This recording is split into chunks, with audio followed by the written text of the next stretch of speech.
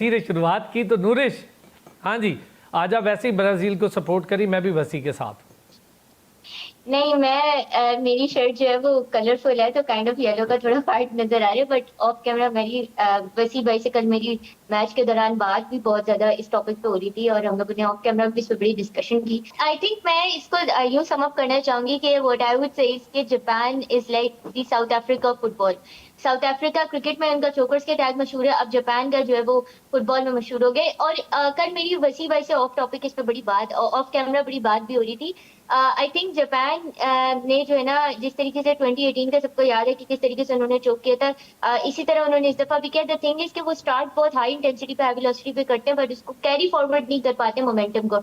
और बिल्कुल आपने एनालिसिस बिल्कुल सही किया, और ये पॉइंट भी मैंने आज शो पे बात इस पे करनी थी कि तो ऑलमोस्ट 25 मिनट्स, तकरीबन 25 मिनट्स तक डी से बाहर ही नहीं जा रही थी बॉल के। तो मतलब बात तो वो होती है ना, अटैकिंग तो आप जापान से तब एक्सपेक्ट करें जब वो डी से बाहर जाए बॉल। एक तो ये रीजन था। टाइम दूसरा का जो ज़िया ये हुआ था है ना कि नूरिश, मैं आपको क्लियर बताऊं, 23 मिनट एक आप हमला नहीं कर, मतलब हमले को छोड़े आप उनके बॉल गोल के पास नहीं लेकर जा पाए, मतलब कितना बड़ा टाइम लॉस है ये।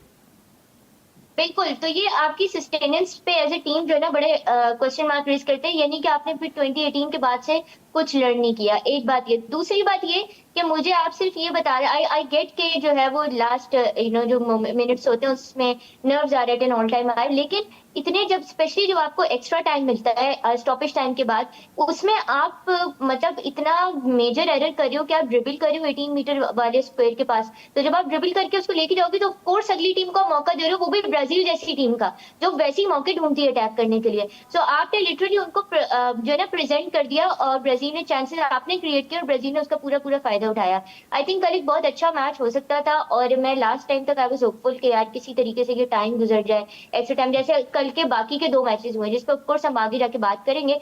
लेकिन आई थिंक वो रियली डिडंट वर्क। कि मैंने कल भी आपके शो पे बहुत जो है ना बोल्डली इसको कहा था कि जापान की एक बात बहुत अच्छी है कि वो ट्रेडिशनल फुटबॉल को और ट्रेडिशनल पोटेंशियल की, बिल्कुल जिस तरह आपने अभी बात की, एक तो वो चीज, दूसरा कि ओल्ड स्कूल और मॉडर्न फुटबॉल को कंबाइन करके खेलते। पर कल मुझे उनका बड़े ओल्ड स्कूल टैक्टिक्स नजर आए।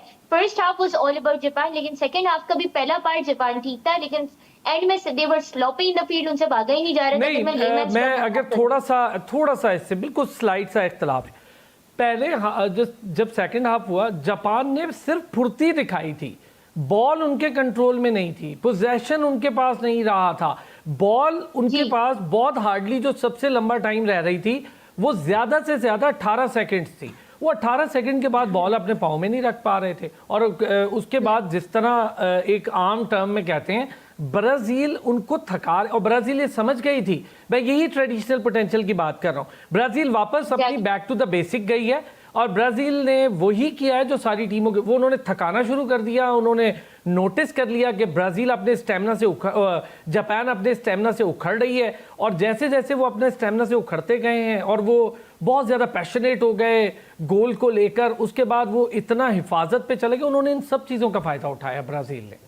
एग्जैक्टली बिल्कुल आप सही कह रहे हैं। जैसे मैंने भी यही मैं बात की थी, स्लोपी हो रही थी जापान कल जो है ना फील्ड में स्पेशली, और मुझे देख के फ्रस्ट्रेशन भी हो रही थी कि इतना क्या ये लोग थक गए हैं एक हाफ के बाद। मतलब फुटबॉल में तो it's all about stamina and all that. तो उसके बाद जिस तरीके से आपने बिल्कुल ट्रेडिशनल पोटेंशियल का you very beautifully summarised it all, और इतनी क्लियर जिस तरीके से आपने समराइज किया कल से लेकर आज तक, मैंने जितने एनालिसिस देखे, आई मस्ट से कि जितने ब्यूटीफुली आपने इसको एनालाइज किया, समराइज किया on a show as a host, I don't think I have seen it anywhere else. So yeah kudos to that, और आपको क्रेडिट पे जाता है। सो या अब बिल्कुल एग्जैक्टली स्पॉट ऑन बात आपने की। और इसी देखिए, जब आप इस तरह से स्लॉपी होते हो ना, जब आप खुद अगले को चांसेस क्रिएट करते हो, तो एक दफा आप अगर आपको याद हो कल के मैच में दो दफा ऐसा हुआ कि ब्राजील बहुत क्लोजली जो है वो उन्होंने गोल को एस्केप किया, वरना उनके अभी तकरीबन 3 गोल हो चुके होते कल, उसके 2 के बजाय 3 गोल हो चुके होते अगर जो है वो उनका जो कीपर है सुजुकी, उसने बड़ा कमाल किया। इसीलिए मैं कह रहा था एक चीज जरा इसमें एडअप और करते हैं थोड़ी सी ना, कुछ कहना चाह रही थी, मेरा ख्याल है होंडा भी डालना चाह रही थी उरूज वो जी। मैं ये कहने लगी थी कि जापान अपने डिफेंस को बैक कर रहे थे, उनके गोलकीपर ने बहुत क्लासिकल सेव्स किए हैं उस मैच में against Brazil.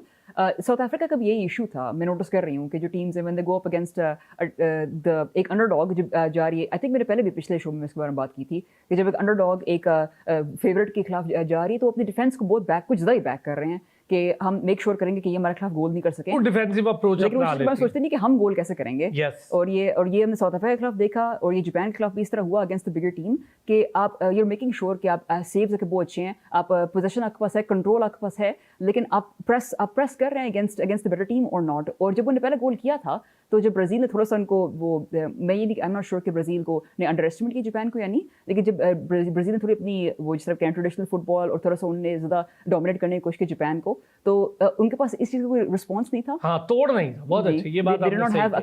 a counter to Brazil dominating them। और फिर उसके बाद ऐसा लग भी रहा था कि they don't have a backup plan। Hydration breaks में क्या उनके कोच उनको क्या समझा रहे थे और क्या उनको बताने की कोशिश कर रहे थे कि आपका काउंटर क्या होगा टू ब्राजील प्रेस, लग नहीं रहा था ये कोई है पूरे सेकंड हाफ में।